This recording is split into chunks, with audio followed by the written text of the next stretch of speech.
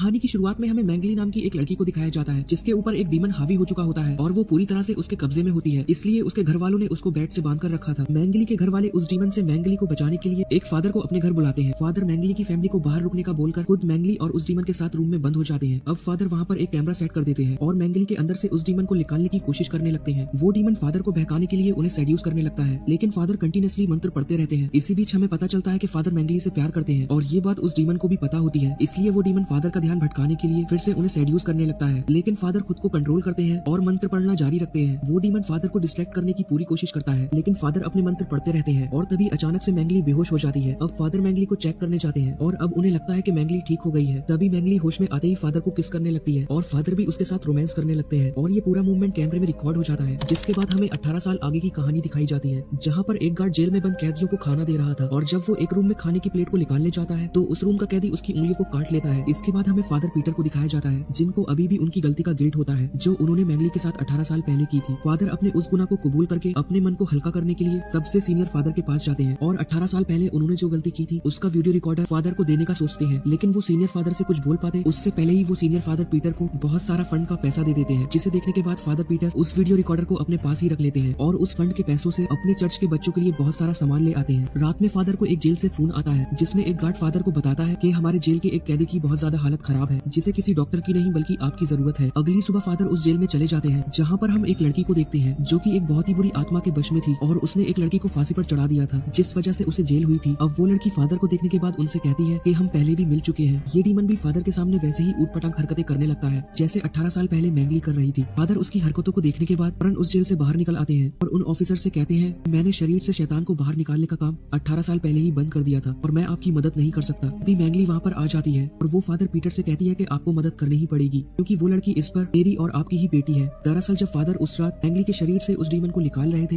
वो डीमन मैंगली के शरीर से निकलने के बाद फादर के अंदर घुस गया था और उसने फादर को अपने वश में करके मैंगली के साथ सेक्स किया। इसके बाद मैंगली प्रेग्नेंट हो गई और अगले दिन मैंगली ने किसी से कुछ कहे बिना ही शहर छोड़ दिया और थोड़े टाइम बाद उसने फादर के बच्चे को जन्म दिया। मैंगली फादर से कहती है तुम्हें ही हमारी बेटी को बचाना होगा। इसके बाद फादर अपनी 18 साल पहले की हुई गलती के लिए मैंगली से माफी मांगता है तो मैंगली भी उन्हें माफ कर देती है। फादर पीटर अपनी बेटी को बचाने के लिए अपने सीनियर फादर मैकल के पास जाते हैं और सारी बात उन्हें बताते हैं, लेकिन फादर पीटर उन्हें ये नहीं बता पाते कि वो उनकी ही बेटी है। फादर एक्सॉर्सिज्म वाले वीडियो टेप को भी जला देते हैं। अब अगले दिन एक्सॉर्सिज्म को शुरू करने का फैसला करते हैं। फादर माइकल पीटर से कहते हैं कि ये काम हमें बहुत ध्यान से करना होगा वरना इस काम में हमारी जान भी जा सकती है। अब पूरी तैयारी करने के बाद फादर माइकल और पीटर उस जेल के सारे स्टाफ को बाहर निकालकर उस जेल के अंदर जाते हैं। एक डॉक्टर भी इस काम में उनका साथ दे रहे थे। तभी अचानक से वहाँ की बिजली चली जाती है। डॉक्टर जब चेक करने जाते हैं तो उन्हें एक पुलिस ऑफिसर की डेड बॉडी बहुत ही बुरी हालत में मिलती है, जिसे देखकर वो डरकर फादर को आवाज लगाने लगते हैं। तभी इस पर उन्हें दिखाई देती है। वो इस पर को इंजेक्शन लगाकर उसे बेहोश करने की कोशिश करते हैं, लेकिन वो उनके ऊपर ही हमला कर देती है। डॉक्टर की आवाज सुनकर जब दोनों फादर वहाँ पर आते हैं तो डॉक्टर बहुत ही बुरी हालत में होते हैं। वो फादर को वहाँ से भाग जाने के लिए कहते हैं। इसी दौरान वहाँ पर बहुत सारे शैतान आ जाते हैं। दरअसल जेल में जितने भी कैदी थे इस पर के अंदर के डीमन ने उन सबको जेल से आजाद करके अपने कब्जे में कर लिया था। दोनों फादर उन शैतानों को वहाँ से भगाने के लिए मंत्र पढ़ने लगते हैं। फादर माइकल के मंत्र पढ़ने से उनके आगे के शैतान तो तड़प रहे थे, लेकिन फादर पीटर के मंत्रों का इस पर कोई असर नहीं हो रहा था। शैतानों के बहुत ज्यादा हावी हो जाने की वजह से फादर पीटर फादर माइकल को लेकर जेल के किचन में फादर माइकल पीटर पर बहुत गुस्सा करने लगते हैं और पीटर से पूछते हैं कि आखिर तुमने ऐसा कौन सा पाप किया है जिसकी वजह से तुम्हारे मंत्र उन शैतानों पर काम नहीं कर रहे। जिसके बाद फादर पीटर फादर माइकल को 18 साल पहले जो उसने गलती की उसके बारे में बता देते हैं। फादर माइकल का काफी ज्यादा खून बह गया था और वो मरने ही वाले थे। अपने आखिरी टाइम फादर माइकल पीटर से कहते हैं कि तुम शैतान के साथ कोई भी सौदा मत करना, नहीं तो वो तुम पर हावी हो जाएगा। जिसके बाद वो मर जाते हैं। अब फादर पीटर अपने आप को एक दूसरे कमरे में बंद कर लेते हैं और वो अपने फोन को निकालकर अपनी 18 साल पहले की गई गलतियों को बोलकर रिकॉर्ड करने लगते हैं। इसके बाद वो उस वीडियो को अपने लीडर को सेंड कर देते हैं। वीडियो सेंड करने के बाद फादर वापस से बाहर आते हैं और इस बार उनके सारे मंत्र काम करने लगते हैं क्योंकि गॉड ने उसे माफ कर उसकी शक्तियां लौटा दी थी। इस पर पीछे से आकर फादर पीटर पर हमला कर उन्हें बेहोश कर देती है और जब फादर पीटर को होश आता है तो वो ढेर सारी चैनों से बंधे होते हैं और इस पर उन पर एक्सॉर्सिज्म कर रही होती है। अब फादर पीटर उस डीमन से कहते हैं कि मेरी बेटी को छोड़ दो। फादर उसे गॉड के नाम पर अपनी बेटी को छोड़ने का कहते हैं, जिस पर वो डीमन कहता है कि मैंने अगर तुम्हारी बेटी को छोड़ दिया तो तुम्हारे चर्च के अनाथ बच्चे नहीं बचेंगे और तुम्हें अपनी बेटी या उन अनाथ बच्चों में से किसी एक को चुनना होगा। फादर उस डीमन से कहते हैं कि नहीं, तुम ऐसा नहीं कर सकते और आखिर तुम चाहते क्या हो और तुम मेरे साथ ऐसा क्यों कर रहे हो। जिस पर वो डीमन कहता है कि तुम्हें मेरे साथ एक सौदा करना होगा। वो फादर से कहता है कि मैं तुम्हारी पवित्र आत्मा चाहता हूँ,